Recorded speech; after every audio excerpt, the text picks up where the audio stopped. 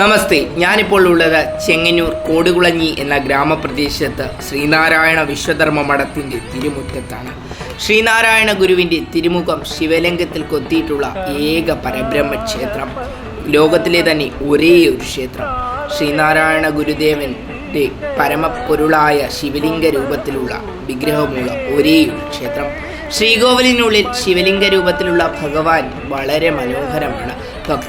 ജനങ്ങൾക്ക് നിത്യേന അനുഗ്രഹം ചൊരിയുന്നു.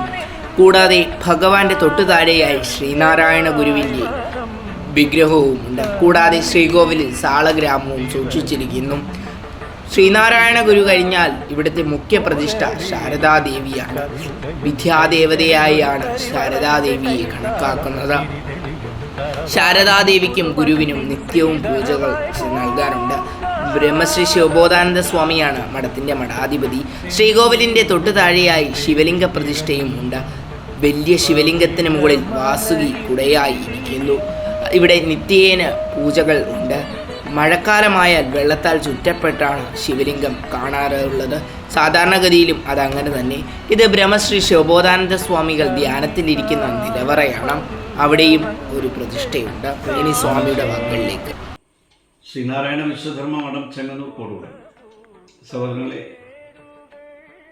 ശ്രീനാരായണ വിശ്വധർമ്മ മഠത്തിൻ്റെ ഒരു പ്രത്യേകത, നാരായണ ഗുരുവിൻ്റെ പേരുള്ള ആശ്രമമാണ് എങ്കിലും ശിവലിംഗത്തിൽ നാരായണ ഗുരുവിൻ്റെ മുഖം കൊത്തിയ ലോകത്തിലെ ഏക ക്ഷേത്രമാണ് കോടുകുളഞ്ഞി സ്ഥിതി ചെയ്യുന്ന ചെങ്ങന്നൂർ കോടുകുളഞ്ഞി സ്ഥിതി ചെയ്യുന്ന ശ്രീനാരായണ വിശ്വധർമ്മ മഠത്തിലെ പരബ്രഹ്മ സങ്കല്പ പ്രതിഷ്ഠയാണ്. ഗുരു സാക്ഷാൽ പരബ്രഹ്മം.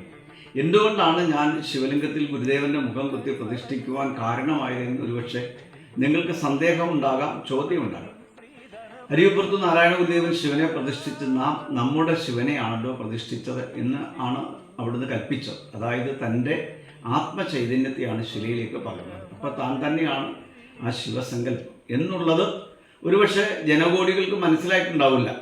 അപ്പോൾ കൂടുതൽ മനസ്സിലാകുന്നതിന് വേണ്ടിയും ആ ശിവലിംഗത്തിൽ ഗുരുദേവന്റെ മുഖം കുത്തി ഗുരുവും ശിവനും ഒന്നാണ് എന്ന് ഞാൻ ലോകത്തെ പഠിപ്പിക്കുവാനായി ആഗ്രഹിക്കുന്നു.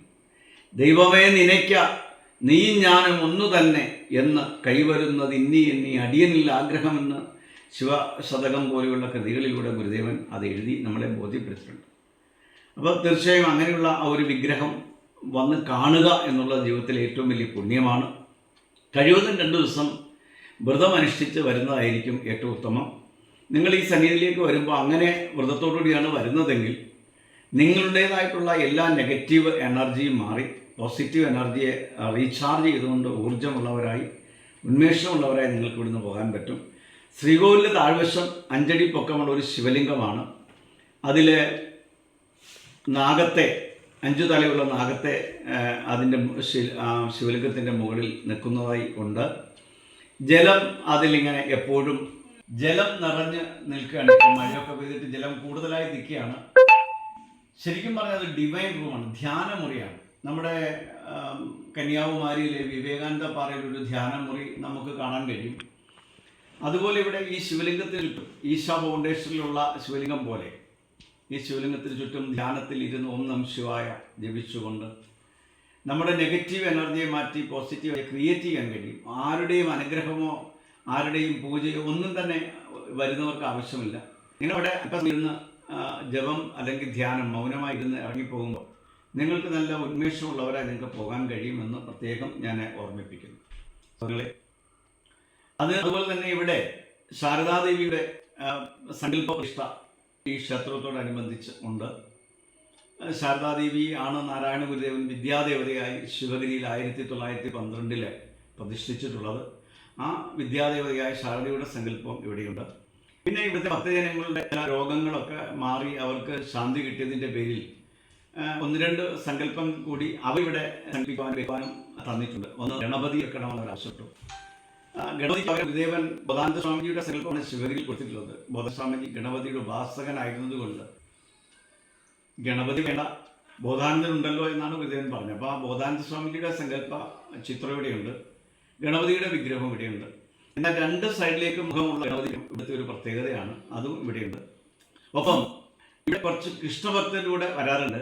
അപ്പോൾ എൻ്റെ ഒരു 15,000 വില വരുന്ന ഒരു പഞ്ചലോഹ വിഗ്രഹം അന്ന് കഴിച്ചാണ് വർഷങ്ങൾക്ക് മുമ്പ് അങ്ങനെ ഭഗവാൻ കൃഷ്ണന്റെ ഒരു വിഗ്രഹം കൂടി ഇവിടെ ഉണ്ട്.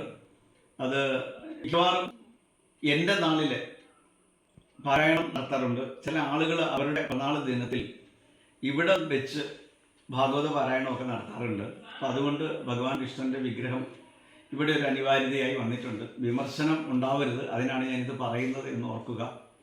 അങ്ങനെ അതുപോലെ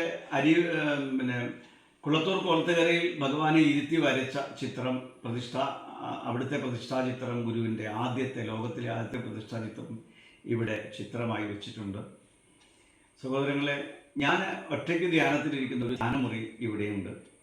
ഇതൊക്കെ നിങ്ങൾക്ക് വന്ന് ദർശിക്കാം. നിങ്ങളെ എല്ലാവരെയും, ജാതിയോ മതമോ ഒന്നും ഇവിടെ വിഷയമല്ല. ശരീരശുദ്ധിയും മനഃശുദ്ധിയും മാത്രം ഉണ്ടായാൽ മതി. വരുമ്പോൾ കുളിച്ച് വൃത്തിയായി ഇവിടെ വരാം. അങ്ങനെ വന്ന് ഇതെല്ലാം ദർശിച്ചിട്ട് മടങ്ങാം. അല്പസമയം എന്നോടൊപ്പം ഇരുന്ന് സംസാരിക്കണമെന്നുണ്ടെങ്കിൽ നിങ്ങൾക്ക് വന്നിരുന്ന് സംസാരിക്കാം. നിങ്ങളുടെ അറിവ് എനിക്ക് ഷെയർ ചെയ്യാം. എനിക്കറിയാവുന്നത് എന്തെങ്കിലും ഉണ്ടെങ്കിൽ ഞാൻ നിങ്ങൾക്ക് പറഞ്ഞു തരാം.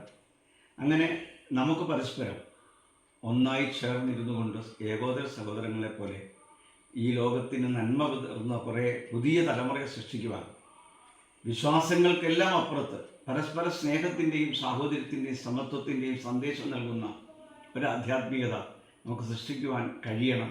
അതിന് നേതൃത്വം കൊടുക്കാൻ താല്പര്യമുള്ള എല്ലാ ആളുകളെയും ഞാൻ ക്ഷണിക്കുന്നു. നിങ്ങൾക്കെല്ലാം നന്മയുണ്ടാകട്ടെ. ലോക സമസ്ത. സ്വാമിയുടെ വാക്കുകൾ നമ്മൾ ശ്രവിച്ചു. ഇതിൻ്റെ രണ്ടാം ഭാഗം ഉണ്ടാകും. നന്ദി.